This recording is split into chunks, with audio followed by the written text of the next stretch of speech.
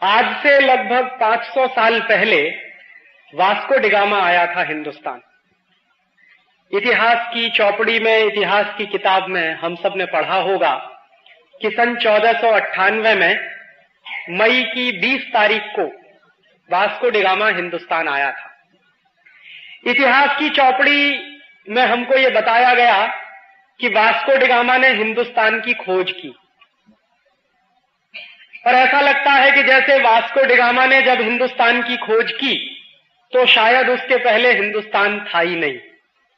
हजारों साल का ये देश है जो वास्को डिगामा के बाप दादाओं के पहले से मौजूद है इस दुनिया में।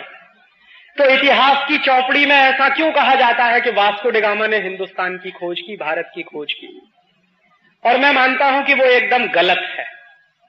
वास्को डिगामा ने भारत की कोई खोज नहीं की, हिंदुस्तान की भी कोई खोज नहीं की।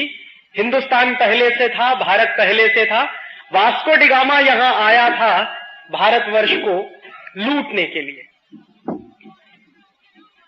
एक बात और जो इतिहास में मेरे अनुसार बहुत गलत बताई जाती है कि वास्को डिगामा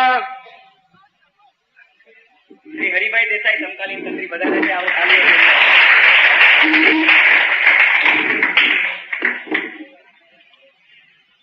दूसरी बात जो मैं कह रहा था कि अक्सर यह कहा जाता है कि वो वास्को डिगामा एक बहुत बहादुर नाविक था, बहादुर सेनापति था, बहादुर सैनिक था और हिंदुस्तान की खोज के अभियान पर निकला था। ऐसा कुछ नहीं था। सच्चाई ये है कि पुर्तगाल का वो उस जमाने का डॉन था, माफिया था।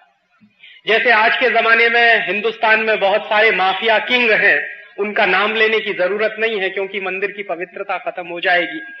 ऐसे ही बहुत सारे डॉन और माफिया किंग 15वीं शताब्दी में होते थे यूरोप में।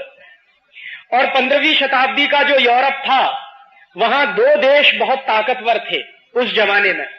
एक था स्पेन और दूसरा था पुर्तगाल। तो वास्को डिगामा जो था वो पुर्तगाल का माफिया किंग था। 1490 के आसपास से वास्को डिगामा पुर्तगाल में चोरी का काम, लुटेरे पने का काम, डकैती डालने का काम, ये सब किया करता था। और अगर सच्चा इतिहास उसका आप खोजिए तो एक चोर और लुटेरे को हमारे इतिहास में गलत तरीके से हीरो बनाकर पेश किया गया।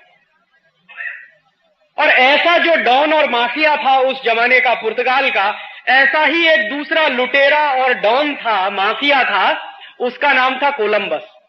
वो स्पेन का था।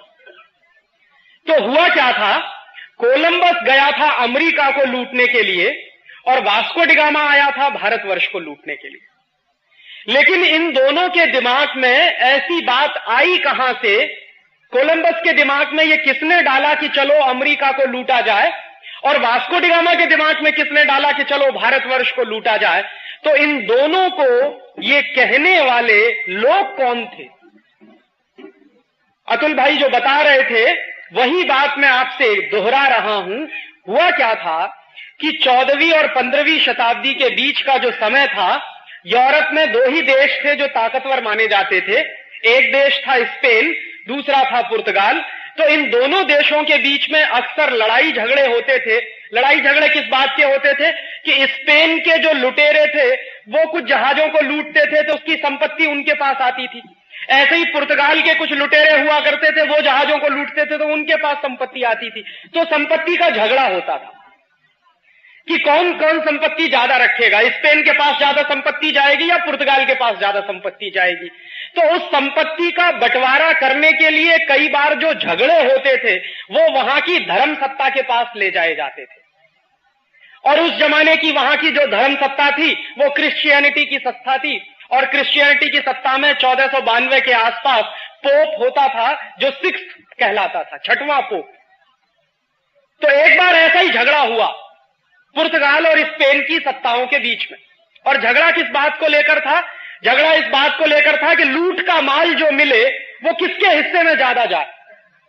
तो उस जमाने के पोप ने एक अध्यादेश जारी किया, आदेश जारी किया, एक नोटिफिकेशन जारी किया सन 1492 में। और वो नोटिफिकेशन क्या था? वो नोटिफिकेशन ये था कि 1492 के बाद सारी दुनिया की संपत्ति को उन्होंने 2 हिस्सों में बांटा, और 2 हिस्सों में ऐसा बांटा कि दुनिया का एक हिस्सा पूर्वी हिस्सा और दुनिया का दूसरा हिस्सा पश्चिमी हिस्सा। तो पूर्वी हिस्से की संपत्ति को लूटने का काम पुर्तगाल करेगा और पश्चिमी हिस्से की संपत्ति को लूटने का काम स्पेन करेगा। यह आदेश 1492 में पोप ने जारी किया। यह आदेश जारी करते समय जो मूल सवाल है वो ये है कि क्या किसी पोप को यह अधिकार है कि वो दुनिया को 2 हिस्सों में बांटे और उन दोनों हिस्सों को लूटने के लिए 2 अलग अलग देशों की नियुक्ति कर दे। स्पेन को कहा कि दुनिया के पश्चिमी हिस्से को तुम लूटो, पुर्तगाल को कहा कि दुनिया के पूर्वी हिस्से को तुम लूटो, और 1492 में जारी किया हुआ वो आदेश और बुल आज भी एग्जिस्ट करता। ये क्रिश्चियनिटी की धर्म सत्ता कितनी खतरनाक हो सकती है उसका एक अंदाजा इस बात से लगता है कि उन्होंने मान लिया कि सारी दुनिया तो हमारी है और इस दुनिया को 2 हिस्सों में बांट दो। पुर्तगाली पूर्वी हिस्से को लूटेंगे, स्पेनिश लोग पश्चिमी हिस्से को लूटेंगे। तो पुर्तगालियों को चूंकि दुनिया के पूर्वी हिस्से को लूटने का आदेश मिला पोप की तरफ से, तो उसी लूट को करने के लिए वास्को डी गामा हमारे देश आया, क्योंकि भारतवर्ष दुनिया के पूर्वी हिस्से में पड़ता है। और उसी लूट के सिलसिले को बरकरार रखने के लिए कोलंबस अमेरिका गया। दोस्तों, सबसे पहले तो चैनल सब्सक्राइब करें, फिर लाइक, कमेंट और शेयर करें।